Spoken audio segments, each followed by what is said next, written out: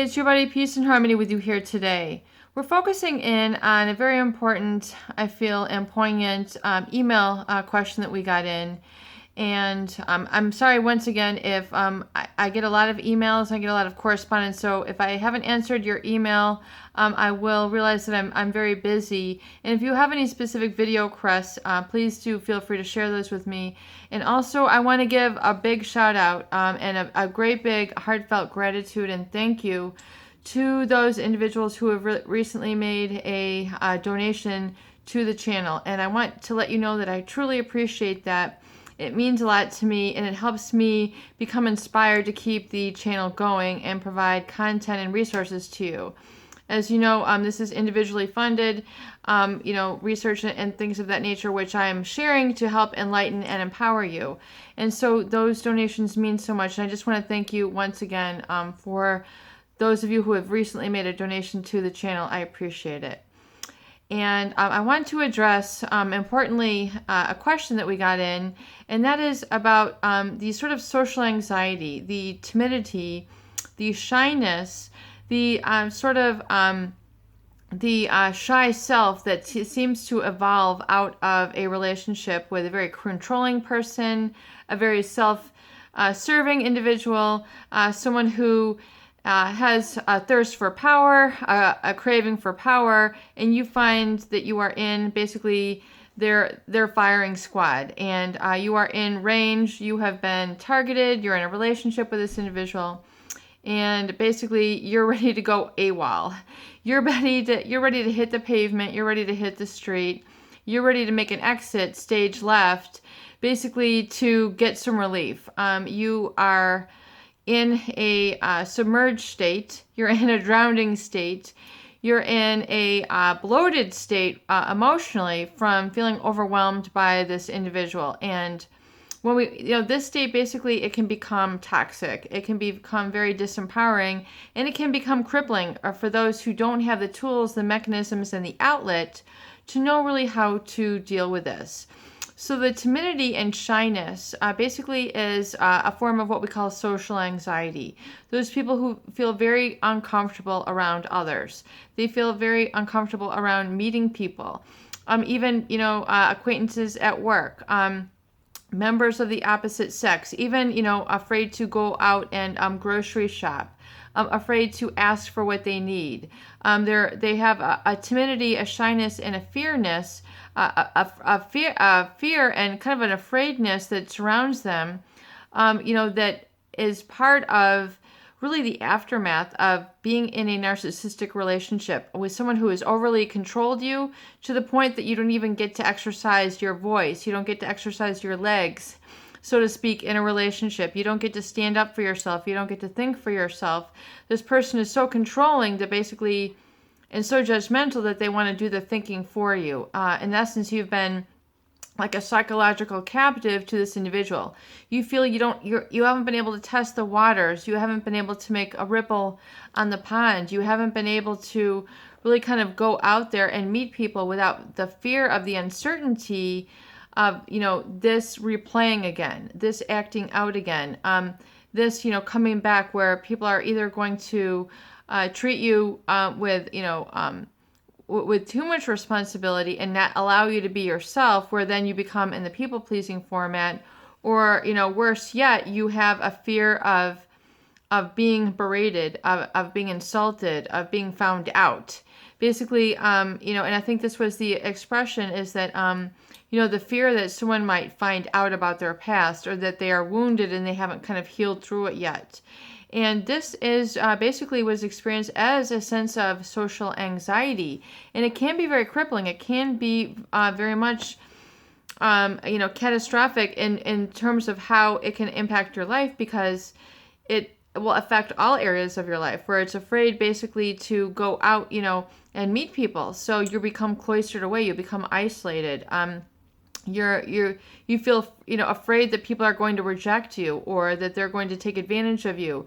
You don't have those boundaries in place. You don't know how to say no, or that you can you don't imagine yourself handling situations very effectively, so you avoid them. Perhaps you've been socially sexually violated, and you have a fear that you won't be able to manage this again. That all basically you're going to have to utilize sex as a means of communication versus effective communication. And I think that's what occurs is that people don't know how to feel like they can communicate.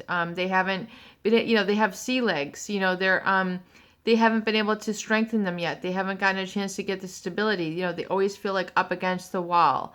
They don't have that sense of balance in a relationship, or they're going to be taken at face value that, they have an authentic self that's going to be validated. They don't have, basically, a viewpoint that is worth hearing from, acknowledging, discussing with. So in other words, it's kind of like narcissistic injury or psychopathic injury is kind of like reading a book you feel that no one else has read yet, and you want to discuss it with them, but they don't have any of the background.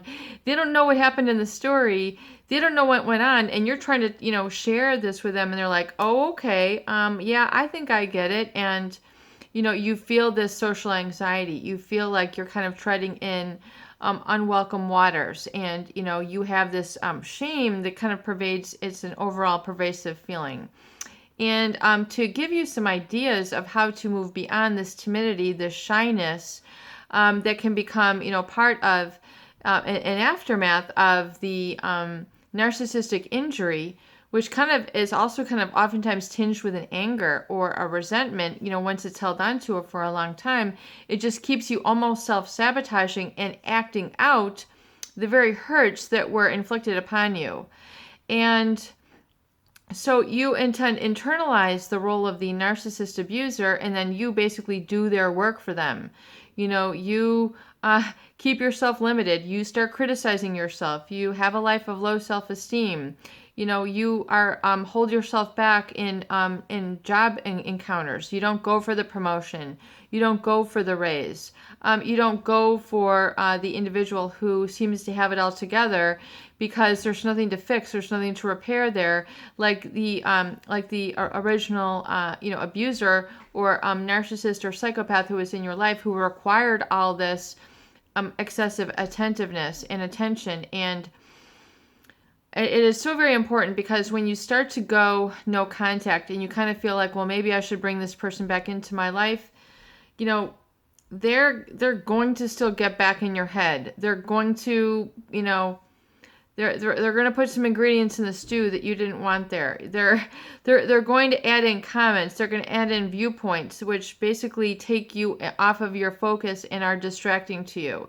And you feel like, well, it would be a good person of me to just, come back to this individual. And, and because you feel so afraid of kind of going out there and meeting people as you are, the strong, validated, empowered self, you're like, wait, maybe I should go back to this abuser, and because this feels familiar, and, here I'm kind of still stuck in that rut, and, they, at least I know what I'm getting at, or that the fact that I'm at least going to be disappointed with this person, but at least I have this person. So it's like a regression. People tend to regress or self-sabotage when they are actually growing and moving forward and coming to their clearest awareness. It's kind of like, I want to test my clarity now, and I want to, see if this person's still an abuser or if I can handle it. And oftentimes it's not in your best interest. It's a very clear-cut thing. And remember that the narcissist still wants to keep you cloistered away. They're trying to push the butterfly back in the cocoon. They're like, get back in there. You can't fly. We don't recognize you. Who are you? And you're like, I am me. I am, expressing my inner self, my inner spirit, my inner voice. I'm empowered. I have high energy. I feel ignited. I feel my passion. And that is what is threatening to them. And they're like, they're going to find you where you're at under your knees and just try to, hit you where it counts. And they know how to push the buttons, because they have been doing this for how long? Months, weeks, decades, years, eons, a gazillion years. I mean, and the hard issue is that you will stay in this wounded state until you go out and test those sea legs.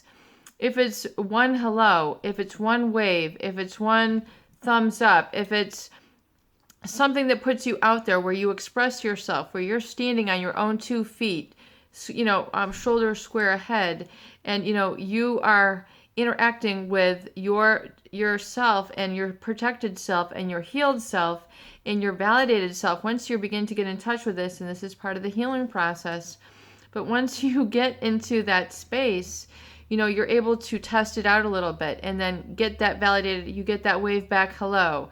And then someone acknowledges you and treats you in a respectful, dignified, human manner. It's just as a decent human being, a hello, an eye contact, a human brotherhood or sisterhood validation, which is just embracing you as a unique individual. And not that you have to prove yourself to them. You don't have to live up to their standards. You can just be yourself, and that is okay. And you are embraced for that. I mean, it's the old, free to be you and me, Marlo Thomas, back in the day, on the LPs who would play those, I mean, that is what it is about. It is about freely being yourself. But, and that social anxiety will start to go away once you realize that you have, some mastery of your emotions. Once you realize that you can, gradually increase your exposure to others. You can gradually go out there. You no longer feel like you have to run away and hide or feel embarrassed, or, show that you're like imperfect or something of that nature, some unrealistic guidepost that you've been holding yourself up to that holds you back in every situation, and you're just afraid that it's going to burst out, this and this happened to me, or this and this, once you begin to heal and do this work that we talk about, the recovery journal, the affirmations, the recovery date, the recovery gift, having a mentor, knowing who you look up to, knowing what kinds of people that you would be better and beneficial for you to be around, and then going and getting yourself in those, plugging those into your calendar, those outings, those recovery dates, giving yourself a chance to receive, rather than having to react all the time.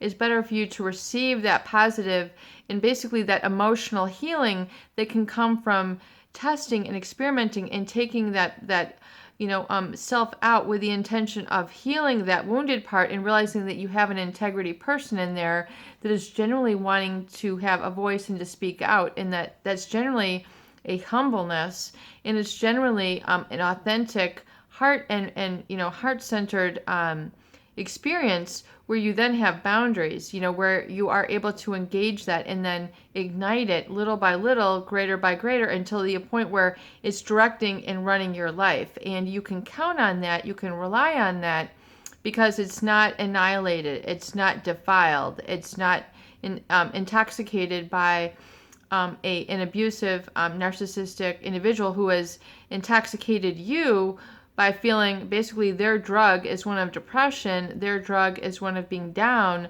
their drug is one of causing you to feel empty, depressed, lethargic, kind of hopeless, kind of defeated, because that is the energy, that is you're sensing the shallowness with which those people engage in. And there's nothing you can really do about it. You cannot change these people. They are who they are. They're going to be who they are. God loves them the way that they are, but it doesn't mean that you have to stay there and be responsible for their evolution by sacrificing yourself to take care of and satisfy their needs, while your needs really just, are negated and overlooked and probably ridiculed, made fun of. And that is really what you need to step away from. Peace and harmony with you here today. I hope these videos do help. Please share and please subscribe for more great tools, videos, discussion, and support.